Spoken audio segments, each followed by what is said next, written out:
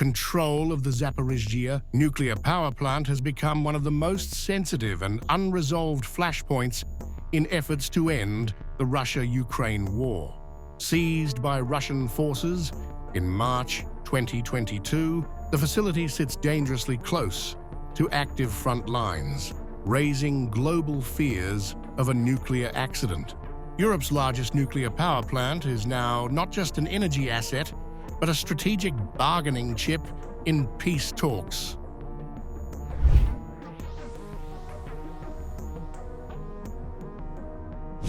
Russia captured Zaporizhzhia plant in the early weeks of the invasion and later announced plans to connect it to the Russian power grid.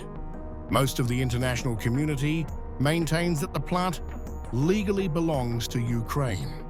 Moscow, however, claims ownership and has placed the facility under the control of a subsidiary of Russia's state-owned nuclear giant, Rosatom. In December, Ukrainian President Volodymyr Zelensky revealed that the United States had floated a proposal for joint trilateral operation of the plant, involving Ukraine, Russia, and the US, with an American chief manager overseeing operations. Kyiv's proposal envisions Ukrainian-American use of the plant, with Washington determining how 50% of the electricity generated would be deployed. Russian media reports suggest Moscow has also explored a joint Russian-US operational model.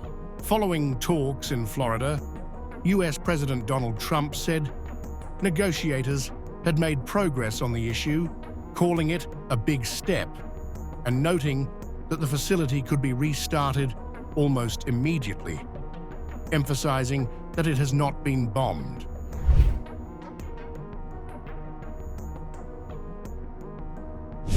The plant is located in Enerhodar, on the banks of the Dnipro River and the Kakhovka Reservoir, around 550 kilometers southeast of Kyiv.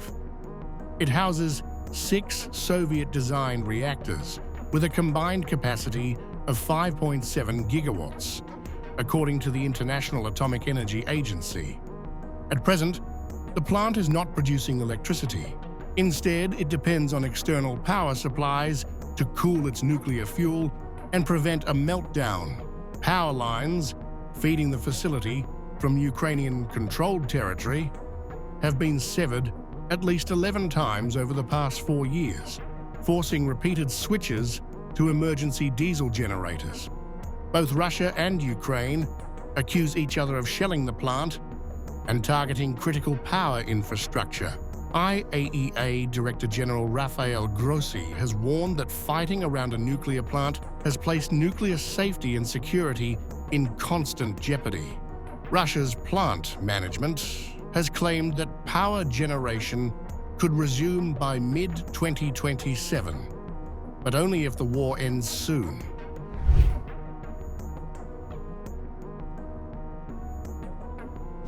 Moscow views the plant as a strategic energy asset. Rosatom chief Alexei Likachov has said restarting the station will depend on battlefield conditions and has not ruled out supplying electricity to parts of Ukraine. Energy analysts in Kyiv argue Russia intends to use Zaporizhzhia to offset a growing energy deficit in southern Russia. In December, Russia's nuclear regulator issued a license for the operation of reactor number 1, a critical step toward restarting the plant. Ukraine's energy ministry condemned the move as illegal and reckless, warning it significantly raises the risk of a nuclear accident.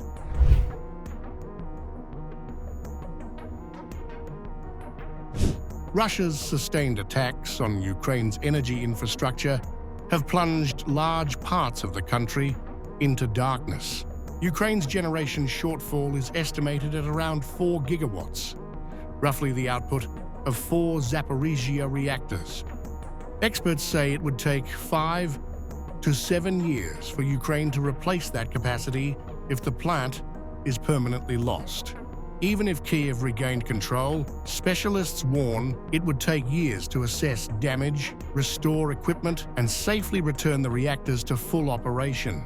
Ukraine's nuclear operator, Energoatom, says Kyiv does not currently know the true condition of the facility.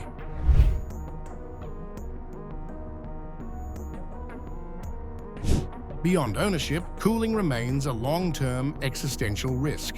The destruction of the Kakhovka hydroelectric dam in 2023 wiped out the reservoir that supplied cooling water to the plant. Each reactor has spent fuel pools that require constant water circulation. If water levels drop, temperatures can rise, increasing the risk of fire or hydrogen explosions, like the one seen during the Fukushima nuclear disaster in 2011. Energoatom reports the cooling pond level at Zaporizhzhia has already fallen by more than 15%, roughly 3 meters, and continues to decline. Ukrainian officials say current water reserves may be sufficient to operate only 1 or at most 2 reactors.